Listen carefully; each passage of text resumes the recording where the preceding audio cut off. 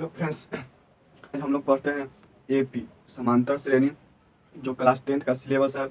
हम यहाँ देखते हैं एपी का समांतर श्रेणी का मतलब है ना कि मानते हैं कि आप 2 कदम हरदम आगे बढ़ते हैं, उसी तरह से हरदम आगे बढ़ते जाइएगा, वो एपी में या समांतर श्रेणी में होगा। मानते हैं कि आप पहला कदम 2 कदम चले, फिर 3 कदम चले, फिर अगला 5 कदम चले, उस तरह से चलते हैं तो आप समांतर श्रेणी में नहीं है। जैसे में देखिए,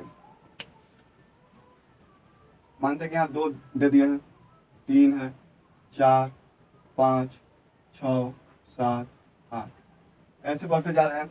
इधर देखिए, जो पहला कदम 2 चले हैं, फिर 1 चले, उसके बाद फिर 1 चले, सबका अंतर कितना है 1। इसका भी अंतर कितना है 1, इसका भी अंतर क्या है 1, इसका भी अंतर 1। लेकिन जब संख्या अंतर बराबर हो तो एपी में होगा, जब अंतर बराबर ना हो वो एपी में नहीं होगा। जैसे देख लीजिए 3, 5, 9, 11, 13, इस तरह से क्वेश्चन देते हुए अब पूछेगा कि समांतर श्रेणी या एपी में है कि नहीं। क्वेश्चन यहाँ से आता है। उसके देखिए, इसमें अंतर कितना है 2 का, इसमें अंतर कितना है 4 का, इसमें अंतर कितना है 2 का, इसमें अंतर कितना है 2 का। देखिए, कभी 2 का अंतर हो रहा है, कभी 4 का, कभी 2 का, फिर 2 का। तो इस तरह से एपी में समांतर श्रेणी का नहीं बनता। एक समान अंतर दिया हो उसी को हम एपी कहते हैं। एक और देखिए, 5, 10, 15, 20, 25, 10 10 करके दे दिया। इसमें क्वेश्चन पूछता है समांतर श्रेणी का कि पहला पद क्या होगा, सारवंतर। सारवंतर का मतलब डिफरेंस। और उसके बाद देखिए, जो ये A1 होता है, ये A2 होता है, ये A3, A4, A5, ऐसे बढ़ते आगे जाता है। तो इधर देखिए, तो A1 को A को हम A1 के बराबर लिख सकते हैं। तो इधर देखिए, A का मान कितना होगा इसमें 5, A का मान तो 5 होगा। लेकिन जब सार्व अंतर कर देवे, क्वेश्चन पूछता है सबसे अधिक ओ मार्क में कि सार्व अंतर ज्ञात करने के लिए 1 नंबर में आता है। तो इधर देखिए, सार्व अंतर ज्ञात करने के लिए सार्व अंतर, इसको डी से सूचित करते हैं। इसको निकालने के लिए सबसे पहला होता है कि दूसरा पद माइनस पहला पद। क्या होता है, दूसरा पद माइनस पहला पद। तो इधर देखिए, तो सार्व अंतर डी निकालना होगा। यहाँ क्या निकालना होगा, सार्व अंतर डी से सूचित करते हैं। सार्व अंतर क्या करना होगा, दूसरा पद। इसमें देखिए, तो दूसरा पद ये वाला है, दूसरा पद कितना है 10। अब दूसरा पद माइनस पहला पद, दूसरा पद ये होगा तो पहला पद ये होगा, कितना होगा 5। तो 10 में से 5 गया तो कितना बचेगा 5। डी का मान निकल गया। लेकिन मानते हैं कि ए का तो मान जो दिया था वो फिक्स है, डी का भी मान दूसरा पद माइनस पहला पद।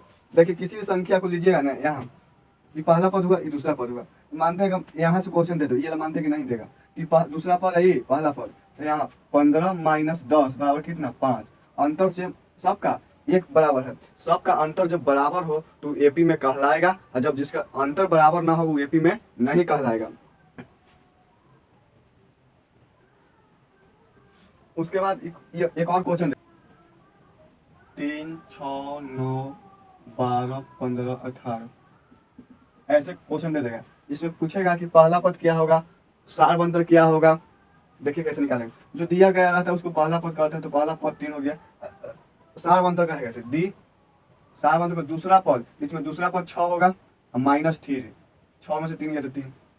इसमें देखिए सबका अंतर बराबर है 3, इसमें 3, इसमें 3, इसमें 3, इसमें 3, सबका अंतर बराबर, तो वो एपी में है। उसी तरह ये निकल गया।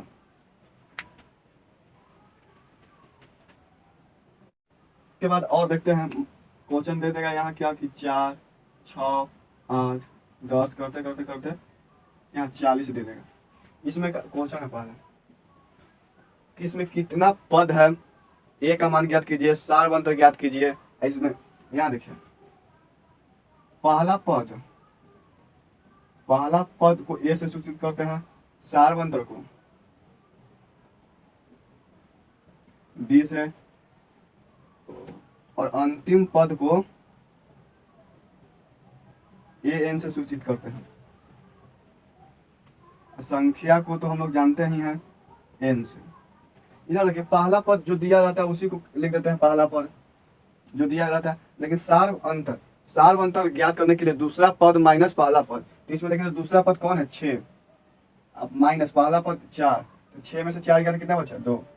और अंतिम पद दिया रहता है तो मानते हैं कि यहाँ से कोई संख्या 2 4 करते करते करते करते 20 तक गया, यही अंतिम पद हो गया। जो अंतिम में दिया गया हो वो अंतिम पद कहलाता है। तो ए इनका मान कितना है 40।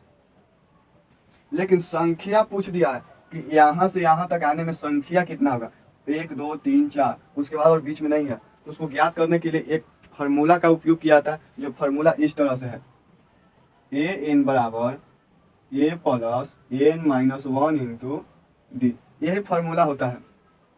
एन का मान ज्ञात करना है, तो इधर देखिए, तो ए एन का ये फार्मूला हो गया, इसको याद कर लीजिएगा, ठीक है। ए एन का मान कितना दिया गया है 40, लिख दिए। ए का मान कितना दिया गया है 4, अब प्लस एन का मान कितना दिया गया है, एन का मान ज्ञात करना है, तो यहाँ एन माइनस 1 और डी का मान कितना दिया गया 2, 40 लिख दिया। 4 प्लस में इधर आएगा तो माइनस में होगा, उसके बाद एन माइनस 1 इंटू 2, 40 में से 4 गया तो कितना बचेगा 36, एन माइनस 1 इंटू 2। ऐसा देखिए, ये गुना में 2 है, इधर आएगा तो क्या में होगा भागा में, 36/2 एन माइनस 1, कितना बार में 18, 18 बराबर एन माइनस 1, 18 एक माइनस इधर है तो प्लस में होगा बराबर एन। एन का मान कितना है, यहाँ से यहाँ तक आने में कितना संख्या की जरूरत पड़ा है 19 संख्या की जरूरत पड़ा है। एक और क्वेश्चन हम लेते हैं, इसमें सबसे पहले क्वेश्चन पूछेगा कि पहला पद सारवंतर पदों की संख्या और ए इनका मान ज्ञात करें। इधर देखिए, पहला पद जो दिया रहता है उसी को लिख देते हैं, तो पहला पद कितना हो गया 4, और सारवंतर ज्ञात करने के लिए दूसरा पद माइनस पहला पद होता है। इसमें दूसरा पद कितना है 8 या 12 रह गया, 12 16 20, ठीक है। दूसरा पद कितना है 8 माइनस 4 बराबर 4। अंतिम पद देखेंगे कि दिया गया कितना है 120, और पदों की संख्या ज्ञात करने के लिए कह रहा है। तो अभी कुछ देर पहले एक फॉर्मूला लिखवाए थे, ए एन बराबर a plus n minus 1 into d, ठीक है। ए एन का मान कितना दिया गया 120, 120 लिख दिए। ए का मान कितना दिया गया 4, एन का मान नहीं पता है, और डी का मान कितना है 4।